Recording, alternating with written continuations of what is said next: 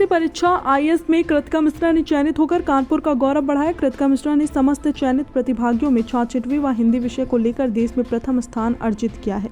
कृतिका वर्तमान में छत्रपति शाहू जी महाराज विश्वविद्यालय से पीएचडी कर रही हैं। कृतिका मिश्रा की माता सुषमा मिश्रा भारतीय जीवन बीमा निगम में कार्यरत हैं और पिता doctor Diwakar Mishra BNSD inter college Chunniganj में प्रवक्ता पद पर कार्यरत हैं। मीडिया से बातचीत के दौरान कृतिका मिश्रा ने कहा, इस सफलता का श्रेय गुरुजनों के साथ माता पिता को जाता है। उन्होंने मेरी योग्यता को पहचान कर इस दिशा में बढ़ने के लिए प्रेरित किया व प्रत्येक कदम पर मुझे सहयोग किया। मेरे प्रेरणा स्रोत डॉक्टर अंगद सिंह, उनसे ही मैंने अनुशासित दिनचर्या व कठोर परिश्रम की प्रेरणा प्राप्त की है। डॉक्टर ममता तिवारी ने हिंदी के प्रति विशेष रुचि जागृत कराने का कार्य किया और मेरे लेखन तथा उच्चारण से संबंधित त्रुटियों को सुधारने का कार्य किया। सबसे पहले तो आपको बहुत बहुत बधाई। धन्यवाद। दूसरी चीज़ ये कि ओमकारेश्वर परिवार कहाँ तक आपके इस सफ़र के लिए सहायक सिद्ध हुआ और इसमें आपके माता पिता का क्या योगदान है? सर्वप्रथम मैं जो ओमकारेश्वर शिक्षक परिवार है उसका बहुत बहुत धन्यवाद देना चाहूँगी।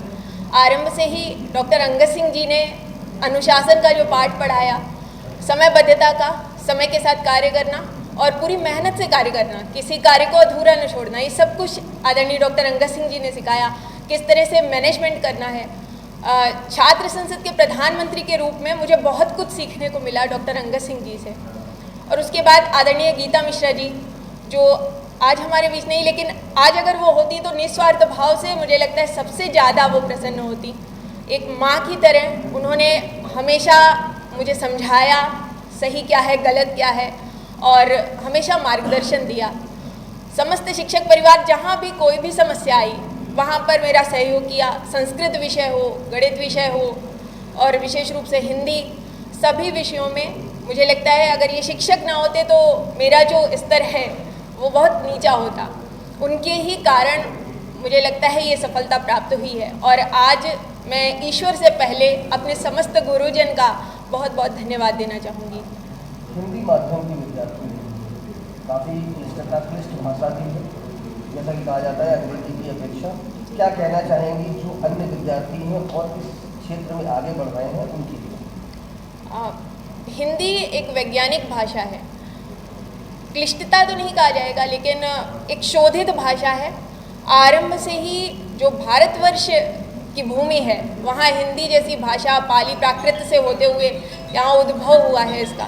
तो मुझे लगता है कि भारतवंशियों के लिए हमारी अपनी भारतीय भाषाएं गर्व का विषय हैं और उन भाषाओं के माध्यम से यदि आप देश सेवा के क्षेत्र में आना चाह रहे हैं तो वो एक दोगुनी खुशी की बात है।